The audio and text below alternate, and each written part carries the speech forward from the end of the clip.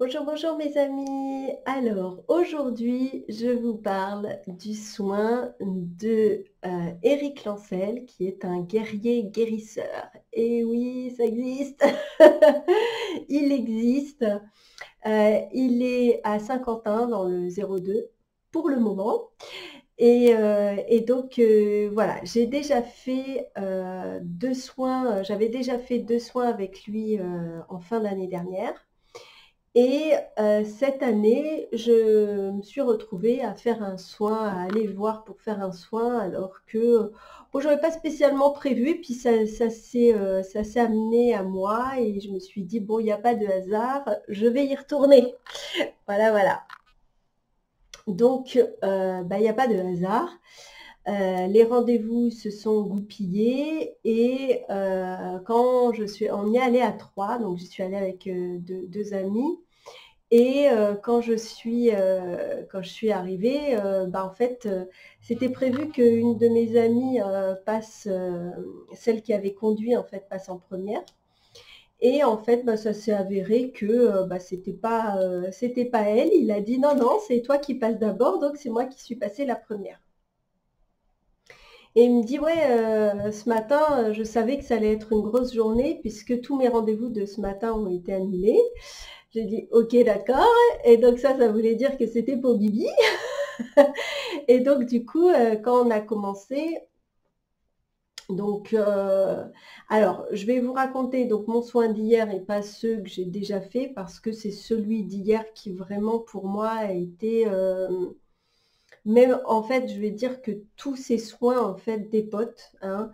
Il faut savoir que quand on fait un soin avec un guerrier, c'est pas anodin. Toutes les personnes que je connais qui sont allées faire des soins avec lui, n'en sont pas revenues indemnes. En quelque sorte, ça les a, vraiment transformés. Donc voilà, moi mes 2 premiers soins, effectivement ça avait bougé, mais je sais pas, il y avait quelque chose qui me disait que c'était pas le moment, de comment dire? De faire la vidéo parce que comme vous savez, en fait, je fais toujours la vidéo dès que j'ai fait le soin et cetera, et en fait, bon, j'ai compris pourquoi, parce que c'est le soin d'hier qu'il fallait que je vous raconte. Donc voilà, alors par contre, ça sera pas forcément dans l'ordre. Je vais essayer dans la mesure du possible de vous raconter dans l'ordre, mais c'est pas sûr à 100 parce que, c'était il y a 2 jours, donc on est vendredi et c'était mercredi. Mais en fait, il se trouve que bah, suite à son soin, hier, j'ai passé la journée dans mon lit. Je pense qu'après un soin avec lui, souvent, c'est pas mal de prévoir quelques jours de repos. En tout cas, pour ma part, au moins un, parce que bah, voilà, parce que c'est chamboulant et mon corps, en tout cas mon corps hier m'a dit: «Tu restes allongé là, il y a un rééquilibrage qui s'est fait hier et j'avais besoin, j'ai passé toute ma journée au lit». Bon, ça n'empêche que, j'ai dormi 4 heures et demie, la nuit dernière et qu'aujourd'hui j'ai une superbe énergie et que tout va très bien, et donc voilà. En plus, je suis allée le voir, j'avais un lumbago et j'ai plus mal au dos, donc tout va très bien. Parce qu'en fait, Éric à la base, il est ostéopathe aussi, il faut le savoir. Bon, moi je ne suis jamais allée le voir pour ça, mais bon, il a quand même, des possibilités, de travailler là-dessus, quoi. Enfin bon, peu importe, c'est pas le but de cette vidéo, puisque là, je parle du soin du guerrier et pas du soin de l'ostéopathe, quoi. Bon, donc voilà, donc je vais faire du mieux que je peux pour vous faire donc, vous raconter ce qui s'est passé. Parce que j'ai déjà beaucoup parlé pour rien dire. Donc en fait, c'est pas évident en fait d'en parler parce que voilà, c'était costaud. Alors en fait, on a commencé, il se trouve que, moi, depuis que je fais des soins et cetera, j'ai toujours roté. C'est-à-dire que quand je faisais passer ou autre, quand, je rotais toujours, et on m'a toujours dit que à la base, c'est pas normal de roter. On n'est pas censé roter puisque quand on rote, ça veut dire que ça passe à travers notre corps et ce n'est pas censé passer à travers notre corps quand on fait passer des défunts ou des mots ou peu importe. Et donc, lui me l'a confirmé et il m'a expliqué qu'en fait, j'étais une sorcière blanche. En fait, il y a cette notion de sorcière blanche et sorcière noire, ou sorcier blanc, sorcier noir, hein, tout dépend si vous êtes un homme ou une femme. Et quand on est une sorcière blanche, c'est-à-dire qu'on fait des soins en notre âme et conscience et qu'on pense travailler avec la lumière, comme c'était le cas pour moi, eh bien en fait, à notre insu, enfin à notre insu, sans le savoir, en fait, on utilise parfois la sorcellerie, la magie, pas la sorcellerie, autant pour moi, la magie noire en fait. Et magie, enfin tout ça c'est lié, le fait qu'on soit une sorcière ou un sorcier, voilà, c'est pour ça qu'on va utiliser ça. Et donc quand on m'a dit ça, moi ça m'a vraiment bouleversée parce que pour moi c'est quelque chose, ça fait des années que je me dis non, moi je veux travailler pour la lumière, je ne veux pas travailler pour l'ombre, etc. Et c'est vraiment quelque chose pour moi qui me tient vraiment à cœur, de toujours être dans cette énergie de lumière. Et du coup, quand on m'a dit que le fait de rôter, c'était lié à ça, je me suis dit: «Oh là là, faut que je trouve une solution». Et donc, lui, il m'a dit: donc pour ce faire, tu vas devoir passer la porte». Donc c'est-à-dire que c'est la porte de la lumière, de la matrice divine, pour qu'on soit, donc connecté à cette lumière et que, on ne travaille qu'avec elle et que ça ne passe plus à travers nous. Et j'ai dit: «OK, très bien». Et donc du coup, il m'a fait m'asseoir, sur une chaise avec une autre chaise en face de la mienne, en me disant: «Bon, bah, voilà, maintenant, regarde en face de toi et dis-moi ce que tu vois». Et en fait, il y avait l'ombre. Et donc il m'a dit: «Bah, voilà, est-ce que tu vois derrière ce qu'il y a de plus grand?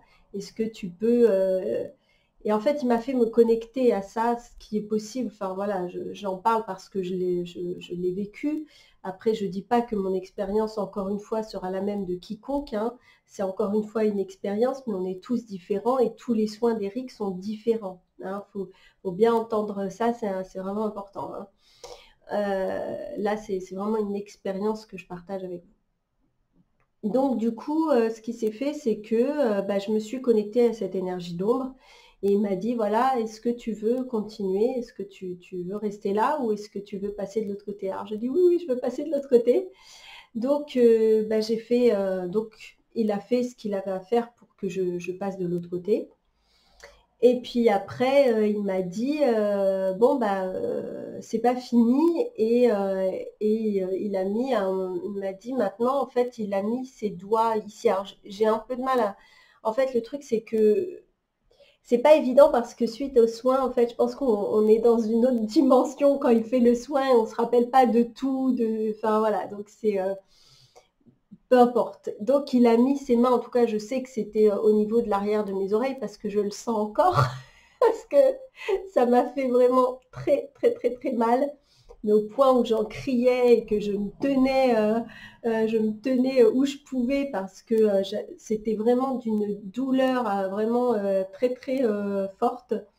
Mais en fait, il m'a expliqué qu'il était en train de faire péter ma carapace et que la carapace, c'est ce qui était lié à toutes mes émotions et à toutes mes peurs et toutes mes croyances limitantes, etc. Et donc, quand c'est la première fois qu'on le fait, effectivement, c'est douloureux parce que quand on s'est forgé une grosse carapace, forcément, ça pique. Voilà, voilà. Ah, il y a une petite chose que je ne vous ai pas dit sur Eric, c'est qu'il est parti aux Philippines se former à la chirurgie à main nue. Donc en fait, il a vraiment beaucoup de belles capacités. C'est vraiment quelqu'un de très lumineux et de très puissant. Et donc voilà. Et pourquoi je vous dis ça? Parce qu'en fait, concrètement, quand il a mis ses doigts là, j'avais vraiment l'impression que ses doigts sont rentrés en fait à l'intérieur de moi pour casser ce qu'il y avait à casser. Donc voilà, ensuite j'ai dit: «Ouf!» genre, «Bon, c'est fini là?» Il m'a dit: «Ah non, c'est pas fini, tu retournes sur la table». Donc il avait déjà commencé un petit peu sur, la table. Après donc je me suis remise sur la table et il m'a demandé si je sentais que tout était OK. et je sentais qu'il y avait encore quelque chose. Effectivement, une fois que j'étais allongée sur la table, j'ai senti qu'il y avait encore autre chose. Et donc du coup, il m'a fait prendre conscience qu'en fait, j'avais dans mon ventre un fœtus qui était dans l'ombre. Ce n'était pas quelque chose de très... c'était pas lumineux du tout, hein, voilà. Donc il m'a dit, va falloir le faire naître, il va falloir l'amener à la lumière. Et donc c'est quelque chose que j'ai beaucoup apprécié parce que pour moi, pour ceux qui, voilà, qui me connaissent et qui me suivent, vous savez très bien que pour moi, c'est important de donner la chance à ceux qui sont dans l'ombre de pouvoir aller dans la lumière s'ils le désirent. Et le fait qu'il ait cette démarche, c'était vraiment important pour moi parce qu'effectivement, donc ce fœtus qui était en moi et qui était le mal, eh bien, il m'a donné la possibilité de le faire aller dans la lumière et donc c'est ce qu'on a fait. Donc en fait, j'ai vécu un accouchement, hein, concrètement, les contractions, tout ça, le mettre au monde. Donc on a fait tout le protocole avec couper le cordon et puis l'amener à la lumière.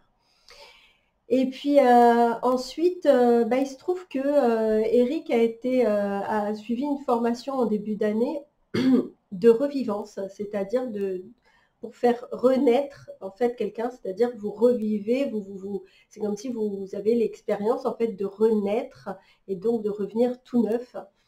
Et donc il m'a dit, bah maintenant c'est toi qui vas naître et donc va falloir que tu accouches de nouveau, mais de toi en fait, de l'enfant, de ton enfant intérieur, quoi. Et donc là je me suis mise au monde et c'était aussi quelque chose de très très beau. Là, ça n'a rien à voir, mais voilà, et donc on a fait tout le protocole aussi pour mettre en sécurité dans mon cœur sacré divin mon enfant intérieur qui venait de renaître. C'est pour ça que je vous disais que la journée d'hier a été assez difficile parce que ça a été un soin au final qui a duré 2 heures, ouais, 2 heures ou 2 heures et demie, et donc ça a été très très fatigant. Ensuite, je lui dis: «Bon, ça y est, c'est fini» et il me dit: «Bah non, parce qu'une fois qu'on a accouché, on fait quoi?» Alors je me dis: «Bah, je sais pas, le bébé il crie, il est en train de chercher». Il me dit: «Bah non, faut faire sortir le placenta» et je dis: «Oh non!» Et là, en fait, il appuie à 2 endroits de mon ventre, à 2 endroits différents. Il me dit: «Bah, tu vois, là, il y en a un et là, il y a le deuxième». Donc pour les 2 qui sont nés et j'ai bien senti, hein, en fait, quand il a appuyé dessus, c'était fou. Et donc, du coup, suite à ça, il a fallu recommencer les contractions, tout ça, et expulser donc les placentas. Donc, assez éprouvant. Et une fois que ça s'était fait, qu'est-ce qui s'est passé? J'essaie de me rappeler parce que je vous dis, hein, je me retrouve un petit peu sur un autre plan. Et après, voilà, je pense qu'on avait fait le plus gros, mais sincèrement, enfin voilà, là je vous raconte en quelques minutes, mais ça s'est passé en 2 heures. Donc voilà, je ne peux pas vous donner tous les détails, mais ça a été une expérience juste oufissime. J'aime bien ce mot en ce moment, oufissime. Et, et franchement, c'est quelqu'un de merveilleux parce que ce qu'il fait, il sait que c'est quelque chose de dur, parce que concrètement, il est vraiment confronté à du noir, hein, de l'ombre, etc. Mais il reste toujours dans l'humour, il y a toujours beaucoup d'humour, il a toujours le sourire, il est bienveillant, il prend le temps aussi, ça c'est important parce que là concrètement, moi j'avais mes amis qui attendaient dans la salle d'attente et normalement un rendez-vous ça dure 1 heure, il s'est pas dit au bout d'1 heure c'est bon, tu reviendras une autre fois pour finir. Il a vraiment fini ce qu'il avait commencé et ça vraiment pour moi c'est appréciable et c'est aussi important. Parce qu'il a dit là on y est, on y va, on s'arrête plus quoi, on finit le truc et maintenant tu vas avec la lumière et tu en ressors plus. Après les cartes sont entre mes mains, hein, si je veux y retourner dans l'ombre, j'y retourne quand je veux, mais c'est vraiment important en fait de faire ça. Donc voilà, donc gros soin qui a été vraiment, je sais que ça n'a pas fini. Là, je vous le fais à chaud. Ça s'est passé, voilà, c'est passé il y a 2 jours, mais je suis sûre que dans les semaines à venir, ça va changer beaucoup de choses aussi dans ma vie et dans mes capacités, etc. Parce que forcément, quand on change comme ça de plan totalement, ça ne peut que nous servir, quoi. Donc voilà, voilà. Bah, si vous avez des questions, n'hésitez pas. Si vous avez des remarques, machin. En tout cas, je vais vous mettre ses coordonnées en dessous si vous voulez faire un soin avec lui. Voilà, enfin voilà. J'ai une amie qui était venue, qui avait des douleurs aussi, des grosses douleurs physiques. Là, voilà, ça fait 2 jours. Pour le moment, elle a plus de douleurs. Les douleurs sont passées. Donc, a priori, pour elle, il a fait de la chirurgie à main nue. C'était, voilà, je pense que c'est vraiment une personne exceptionnelle à rencontrer, à faire au moins une fois dans sa vie un soin avec lui.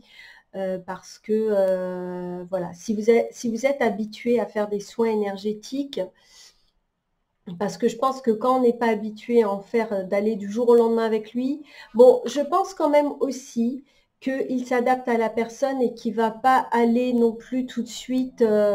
C'est-à-dire que moi, j'y suis allée 3 fois et c'est pour ça que je vous dis, il n'y a pas de. Bon, en plus, vous savez que moi, le 3, mais je pense que c'est pas anodin non plus si c'était au bout de 3 fois. Parce que je pense que peut-être, hein, maintenant je suis Baudor, si il avait fait ça dès le départ. Peut-être que ça aurait été trop violent pour moi. Je sais pas, hein, voilà, j'imagine peut-être que aussi j'étais pas prête à ce moment-là. Donc pour moi, c'est aussi important de prendre conscience que tous les soins que vous faites avec quiconque, de toute façon, c'est ce que je vous disais dans l'autre vidéo sur l'évolution, apportent à chaque fois une goutte. Et souvent, on donne le mérite au dernier, c'est-à-dire que c'est le dernier, si on a un truc qui sort derrière, on va se dire, oh là là, mais son soin, ça a été ouf, depuis que j'ai fait son soin, j'ai cette capacité, peu importe laquelle, ou plusieurs, mais le truc, c'est vraiment important de se dire que c'est le cumul de tous les soins que vous faites et c'est pas forcément le dernier. On pourrait croire parfois, mais à mon sens, même si il n'a pas été anodin et il a été costaud, pour moi, c'est quand même le cumul de plusieurs, d'un éveil et d'un cursus particulier de soins et voilà, de prendre soin aussi de son éveil et de continuer à vouloir transmuter. Donc, voilà, je pense que je vous ai dit l'essentiel. C'est important du coup que si vous êtes intéressé, dites-vous qu'il fera ce qui est juste pour vous au moment où vous irez. Il ne va pas vous faire... si c'est juste que vous fassiez un soin de oufissime qui dure 2 heures, vous l'aurez. C'est que vous êtes prêt. Après, on a toujours ce qu'on est prêt à recevoir. Voilà, c'est ça que je voudrais vous dire. En tout cas, voilà, j'ai beaucoup d'admiration pour lui et sa façon de travailler, son professionnalisme aussi. Et voilà, donc c'est sûr que bon, moi je suis à Paris, je mets 2 heures, 2 heures et demie pour aller là-bas, mais franchement ça en vaut la peine et voilà, je vous le conseille. Bon, clairement il ne fait pas distance, il faut vous déplacer, mais ça vaut le détour. Voilà, je vous embrasse et je vous dis à bientôt.